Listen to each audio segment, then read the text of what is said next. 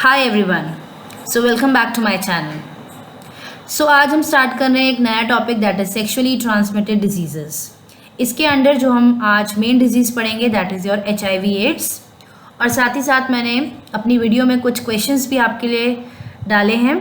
आप देखिए वीडियो को और उन क्वेश्चंस को सॉल्व करिए। Okay, let's start with the topic that is sexually transmitted diseases. So sexually transmitted diseases, जिसको हम शॉर्ट फॉर्म में क्या लिखते हैं, STDs। सेक्सुअली ट्रांसमिटेड डिजीजेस को या फिर STDs को आप वेनेरियल डिजीजेस भी बोल सकते हो। अब क्योंकि इसके नाम से ही पता चल रहा है सेक्सुअली ट्रांसमिटेड, तो ये ऐसी डिजीजेस हैं जो सेक्सुअल कॉन्टैक्ट के थ्रू ट्रांसमिट होती है। ठीक है, तो इन डिजीजेस के लिए जो भी माइक्रो ऑर्गेनिज्म रिस्पॉन्सिबल होगा, चाहे वायरसेस हो, चाहे बैक्टीरिया हो, चाहे यीस्ट हो, ये सेक्सुअल कांटेक्ट के थ्रू एक पर्सन से दूसरे पर्सन को ट्रांसमिट हो सकती है। ठीक है, अब जो ट्रांसमिशन रूट है वो केवल सेक्सुअल कांटेक्ट ही नहीं है।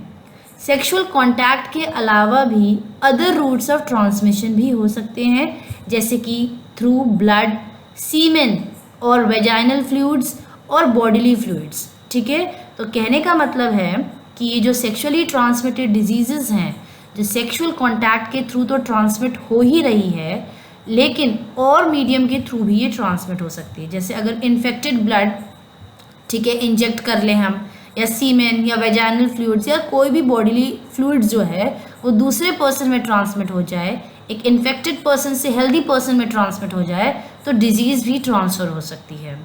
साथ ही साथ नॉन सेक्सुअल ट्रांसमिशन भी हो सकता है। ठीक है, ये जो ऑर्गेनिजम्स है जो सेक्सुअल कांटेक्ट के थ्रू ट्रांसमिट हो रहे हैं, ये नॉन सेक्सुअली या non sexual transmission, non sexual route के थ्रू भी ट्रांसमिट हो सकते हैं, जैसे कि मदर से फीटस में जा सकता है।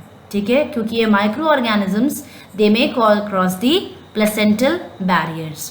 फिर जो आपके STDs के एग्जाम्पल हैं उसमें आती हैं आपकी हर्पीज़ है, गोनोरिया है, HIV एड्स एंड साइफिलिस। तो आज जो हमारा मेन टॉपिक है जिसके ऊपर हम फोकस करेंगे that is your HIV AIDS. HIV AIDS, ये वर्ड, ये डिज़ीज़ के बारे में हम सभी ने सुना है।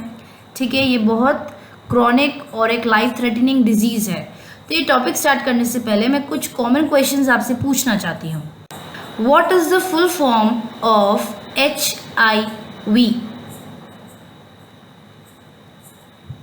HIV stands for Human Immunodeficiency Virus.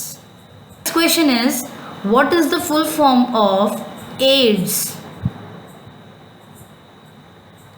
Acquired Immunodeficiency Syndrome.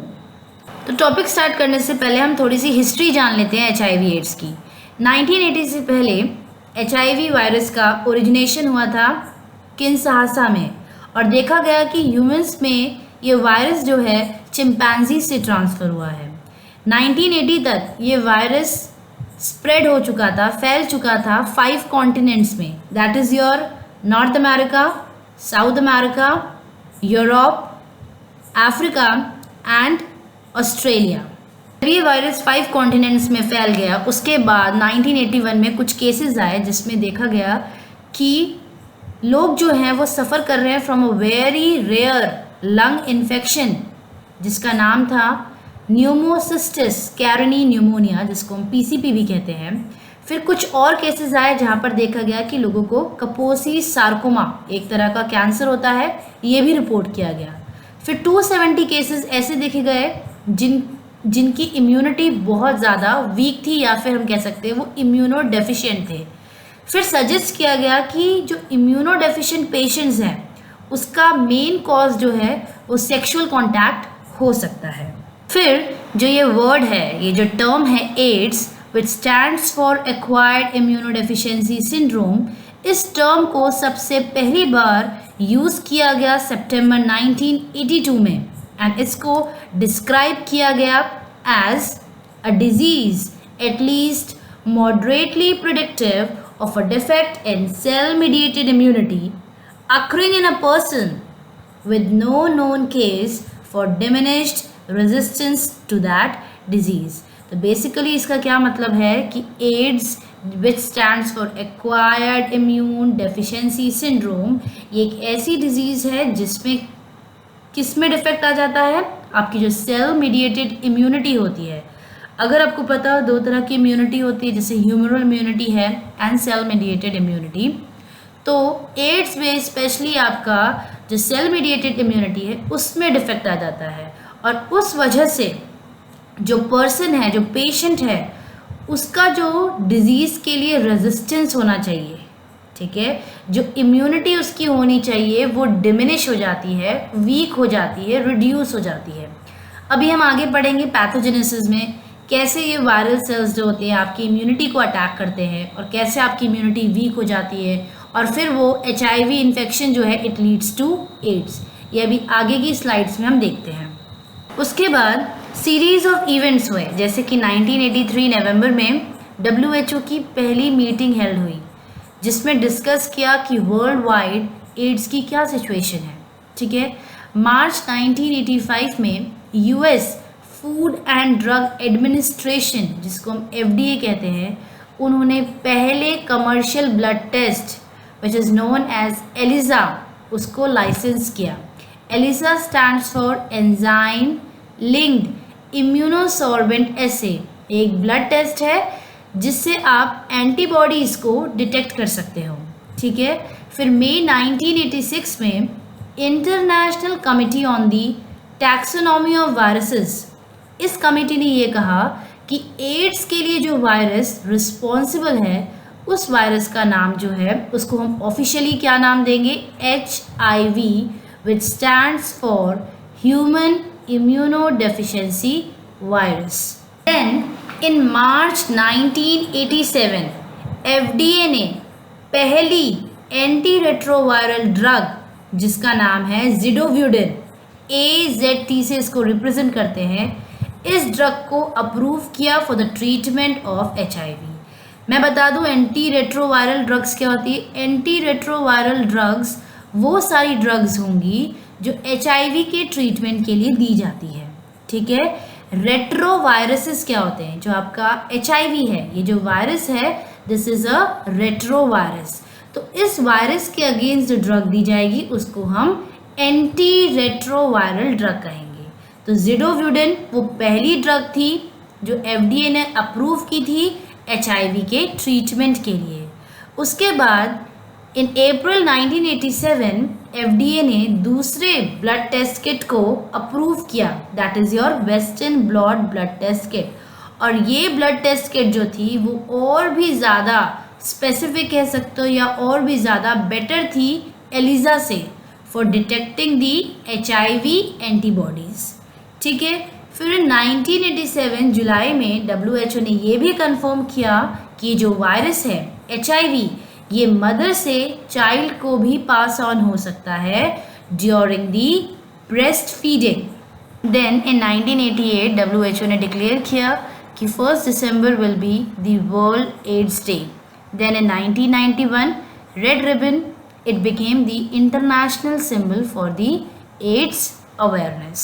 So moving forward, हम सभी ने HIV AIDS के बारे में सुना है, लेकिन फिर भी कुछ ऐसे कॉमन क्वेश्चंस हैं जो आज भी पूछे जाते हैं, जैसे HIV क्या है, AIDS क्या है, इन दोनों के बीच में बेसिक डिफरेंस क्या है, how long do we live with HIV, कितनी हमारी लाइफ स्पैन हो जाती है अगर हम HIV से इन्फेक्टेड है, कैसे ये जो HIV वायरस है ये ट्रांसमिट हो सकता है एक इंडिविजुअल से दूसरे इंडिविजुअल में, is there any cure for HIV, क्या कोई ट्रीटमेंट या फिर क्या कोई क्योर है, क्या हम पूरी तरह से HIV से ठीक हो सकते हैं।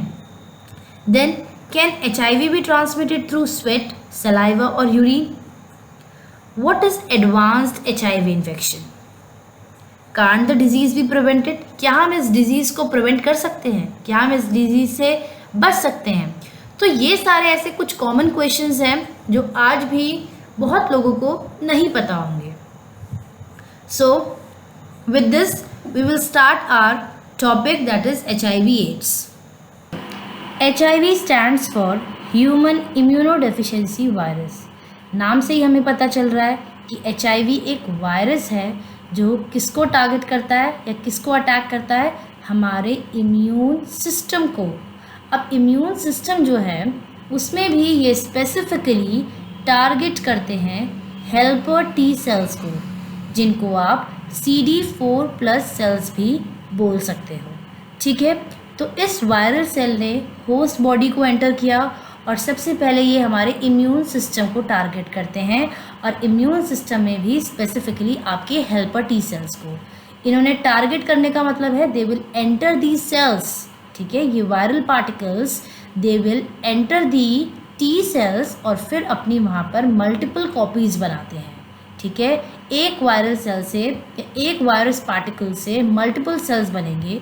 वो वायरल सेल्स फिर दोबारा से ब्लड में रिलीज होके और हेल्पर टी सेल्स को या CD4 सेल्स को टारगेट करेंगे। अब क्योंकि ये एक इम्पॉर्टेंट सेल्स हैं हमारे इम्यून सिस्टम के, ठीक है, और वायरस जो है वो इन्हीं सेल्स को टारगेट कर रहा है, तो इसी वजह से हमारी इम्यूनिटी जो है वो वीक हो जाती है।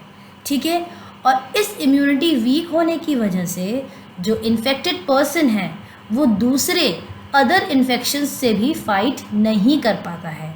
इसीलिए इस वायरस का नाम क्या है? Human immunodeficiency virus. एक ऐसा वायरस जो ह्यूमन में इम्यूनिटी को डेफिशिएंट कर देता है, दैट मीन्स वीक कर देता है, जिसकी वजह से बॉडी जो है वो अदर इन्फेक्शंस को भी फाइट नहीं कर पाती। अगर एक HIV पेशेंट है और अगर वो ट्रीटमेंट नहीं लेता है तो विद इन 10 to 15 ईयर्स उसका इतना सीवियर डैमेज हो जाएगा इम्यून सिस्टम का कि उसकी बॉडी किसी भी अपॉर्चुनिस्टिक इन्फेक्शन से अपने आप को डिफेंड नहीं कर पाएगी। ठीक है, ऑल्सो कितनी रेट से ये डिजीज़ जो है प्रोग्रेस करेगी, ये पर्सन टू पर्सन वैरी करता है, डिपेंडिंग अपॉन उनकी एज कितनी है और ओवरऑल उनकी हेल्थ कैसी है, उसके ऊपर डिपेंड करेगा कि ये डिजीज़ जो है कितनी रेट से, कितनी स्पीड से प्रोग्रेस करेगी। Some facts about HIV। Now those individuals जो HIV इन्फेक्टेड होते हैं, अगर वो एंटी रेट्रोवायरल ट्रीटमेंट ले, ठीक है, तो वो एक लॉन्ग एंड हेल्दी लाइफ को इंजॉय कर सकते हैं। एंटी रेट्रोवायरल ट्रीटमेंट, जिसको हमने शॉर्ट फॉर्म में ART लिखा है, तो इस ट्रीटमेंट को या इन ड्रग्स को लेने से क्या बेनिफिट होता है कि जो HIV इन्फेक्टेड पर्सन है उसका जो वायरल लोड होता है वो रिड्यूस हो जाता है। वायरल लोड मतलब जो नंबर ऑफ वायरल सेल्स या पार्टिकल्स जो प्रेजेंट है उसके ब्लड में, ठीक है, वो लोड जो है वो कम हो जाएगा। इतना कम हो जाएगा कि वो पर्सन जो है कंटेजियस नहीं रहेगा। कंटेजियस नहीं रहेगा का मतलब कि वो HIV इन्फेक्टेड पर्सन किसी दूसरे पर्सन को इन्फेक्शन ट्रांसमिट नहीं कर सकता है। दो हम ये जानते हैं कि ये वायरस जो है सेक्सुअल एक्टिविटी के थ्रू पास ऑन हो सकता है एंड ऑल्सो थ्रू ब्लड, सीमेन या अदर बॉडी फ्लूइड्स, ठीक है, या ब्रेस्ट फीडिंग के टाइम पे भी ये स्प्रेड हो सकता है। लेकिन अगर आप ट्रीटमेंट प्रॉपरली लेते हो और वायरल लोड आपका बहुत कम है तो फिर पर्सन जो होता है वो नॉन कंटेजियस हो जाता है। ठीक है, एक और पॉइंट जो है दैट इज HIV, ये जो वायरस है ये ट्रांसमिट नहीं हो सकता है थ्रू स्वेट, सलाइवा और urine. Next is prevention. It is important to know कि how we can prevent HIV infection. हमें पता है कि HIV एड्स जो है वो एक सेक्शुअली ट्रांसमिटेड डिजीज़ है, सेक्शुअल एक्टिविटी के थ्रू फैल सकता है। So it is important to use the condoms during the sexual activity. Also हमेशा एक स्टेराइल नीडल या सिरिंज को ही यूज़ करना चाहिए ड्यूरिंग इंजेक्टिंग दी ड्रग्स। ऑल्सो क्योंकि ये वायरस पास ऑन हो सकता है बेबी को ड्यूरिंग द प्रेगनेंसी और बर्थ और through breast feeding, so the HIV infected mother should take the treatment correctly so that ये जो रिस्क है उसको हम एलिमिनेट कर सकें। तो अगर हम HIV इन्फेक्शन का ट्रीटमेंट ना करें तो हमारा इम्यून सिस्टम सीवियरली डैमेज हो सकता है। ठीक है। एंड ये HIV इन्फेक्शन फिर डेवलप कर जाता है किसमें, एड्स में, या फिर इसको हम कह सकते हैं एडवांस्ड HIV इन्फेक्शन और लेट स्टेज HIV। इस कंडीशन में क्या होता है, एड्स की कंडीशन में आपका इम्यून सिस्टम इतना सीवियरली डैमेज हो जाता है कि बॉडी जो है या पर्सन जो है वो ईजिली डेवलप कर लेता है अपॉर्चुनिस्टिक इन्फेक्शंस को, ठीक है। एंड अगर इस कंडीशन को भी आप अनट्रीटेड फॉर्म में ही रखोगे तो it can also lead to death. लेकिन क्योंकि अब एंटी रेट्रोवायरल ट्रीटमेंट अवेलेबल है तो बहुत कम केसेस ऐसे होते हैं जो एड्स डेवलप करते हैं, क्योंकि अब इनिशियल लेवल पे ही, इनिशियल फेज में ही लोग ट्रीटमेंट को एक्वायर कर लेते हैं, ठीक है। Though there is no cure for the HIV, लेकिन अगर आप राइट ट्रीटमेंट लोगे, राइट सपोर्ट लोगे तो उससे आप क्या कर सकते हो, एक हेल्दी लॉन्ग लाइफ को एंजॉय कर सकते हो। Now the symptoms of HIV। एक HIV इन्फेक्टेड पर्सन को कौन कौन से सिम्टम्स आ सकते हैं, fever and chills, headaches, mood swings हो सकते हैं, sore throat, swollen lymph nodes and mouth ulcers, ठीक है। मसल फटीक, थकान हो सकती है, and aches that is pain, nausea vomiting हो सकती है, loss of appetite that is loss of hunger, joint pain हो सकता है। देन फीमेल्स से बात करें स्पेशली तो मेंस्ट्रुएशन में चेंजेस आ सकते हैं, lower belly pain and vaginal yeast infection भी हो सकता है in the later stage of infection. Then rashes on the skin, then high heart rate and low blood pressure, pneumonia, cough, shortness of breath and chest pain. तो ये सारे different symptoms हो सकते हैं एक HIV एड्स के। Next we are going to talk about pathogenesis, ठीक है। पैथोजेनेसिस में हम क्या पढ़ेंगे, डिफरेंट इवेंट्स पढ़ेंगे, मीन्स स्टेप वाइज हम पढ़ेंगे कैसे एक HIV वायरस जो है बॉडी को एंटर करेगा and how it will attack our immune system, ठीक है। सो सबसे पहले है the acute HIV, that is your initial stage. It is also known as primary HIV infection, या फिर इसको आप बोल सकते हो acute retroviral syndrome. Now initially क्या हुआ, HIV वायरस ने एंटर किया बॉडी को, ठीक है। एक्यूट HIV की बात कर रहे हैं which is the initial stage. उसके बाद virus multiplies rapidly and spreads through out the body. जैसे ही ये वायरस बॉडी के अंदर आता है ये अपने आप को मल्टीप्लाई करेगा, अपनी मल्टीपल कॉपीज़ बनाएगा and it will spread throughout the body. Then viral load is high, that is several million viral particles per ml of the blood. Next, higher risk of transmission.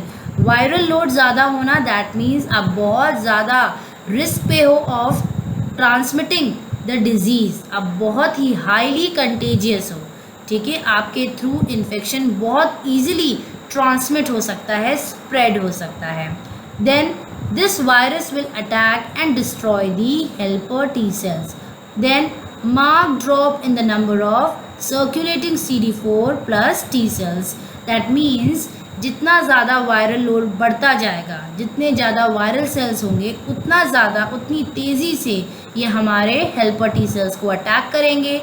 Viral load बढ़ता जाएगा और ये जो circulating, ये जो हमारे blood circulation में ये जो इम्यून सेल्स प्रेजेंट है, ये वाइट ब्लड सेल्स जो प्रेजेंट है जिनको हम हेल्पर T cells कह रहे हैं, इनका नंबर जो है इट विल ड्रॉप। ओके, और सम की पॉइंट्स। HIV वायरस जब बॉडी में एंटर करता है तो with in 2 to 4 weeks acute HIV infection, या फिर आप कह सकते हो जो इनिशियल स्टेज है वो with in 2 to 4 weeks develop कर जाती है। और ये फेज़ जो है, ये जो स्टेज है इनिशियल स्टेज, ये कब तक रहेगी, जब तक बॉडी में एंटीबॉडीज़ नहीं बन जाती है अगेंस्ट दिस वायरस। एक और चीज़ जो बहुत इंपॉर्टेंट है इसमें याद रखने वाली, दैट इज़ इस पर्टिकुलर स्टेज में जो वायरल लोड होता है वो बहुत हाई होता है। इस पर्टिकुलर स्टेज में वायरल सेल्स जो है वो बहुत रैपिड रेट से, बहुत तेज़ी से मल्टीप्लाई करते हैं, ठीक है। और इस स्टेज में जो पेशेंट को सिम्टम्स आएंगे it will be similar to flu like symptoms, ठीक है। इसीलिए पेशेंट के लिए ये गेस कर पाना कि उनको HIV इन्फेक्शन है दैट इज़ लिटिल डिफिकल्ट, क्योंकि स्पेसिफिक सिम्टम्स नहीं आते हैं, फ्लू लाइक सिम्टम्स आते हैं. Alright, and after acute HIV the second phase is chronic HIV. Chronic HIV को हम एसिम्टोमेटिक HIV इन्फेक्शन या फिर क्लिनिकल लेटेंसी भी बोल सकते हैं. इस फेज को एसिम्टोमेटिक या क्लिनिकल लेटेंसी इसलिए कहा जाता है क्योंकि इस पर्टिकुलर फेज में पेशेंट इज एसिम्टोमेटिक. इसको पेशेंट को किसी भी तरह के सिम्टम्स नहीं आते हैं. ठीक है. HIV continues to multiply in the body but at a very low levels. हमने देखा कि एक्यूट HIV फेज में जो वायरल सेल्स थे वो बहुत रैपिड रेट से मल्टीप्लाई कर रहे थे, लेकिन अब जो उनका मल्टीप्लिकेशन रेट है इट हैज़ स्लोड डाउन. ठीक है. अब हमें पता ही है कि वायरल सेल्स जो होती हैं वो आपके हेल्पर टी सेल्स या CD4 सेल्स को अटैक करती है. तो CD4 सेल्स का जो नंबर है, जो लेवल है, इट विल डिक्रीज ग्रेजुअली, और उसके डिक्रीज होने की वजह से CD8 सेल की फंक्शनिंग और मैचुरेशन में इफेक्ट पड़ता है, क्योंकि जो CD4 सेल्स है वो CD8 सेल्स को हेल्प करते हैं in their functioning and maturation. अब क्योंकि CD4 सेल्स का लेवल जो है इट हैज़ डिक्रीज्ड, तो इनकी फंक्शनिंग एंड मैचुरेशन में भी क्या होगी, अब प्रॉब्लम होगी. Then now ultimately CD4 cells का लेवल कम हो गया है which has led to the dysfunctioning and malmaturation of the CD8 cells. अब इस वजह से आपका इम्यून सिस्टम वीक हो जाएगा एंड दिस विल लीड और इट विल कॉज एड्स. ठीक है.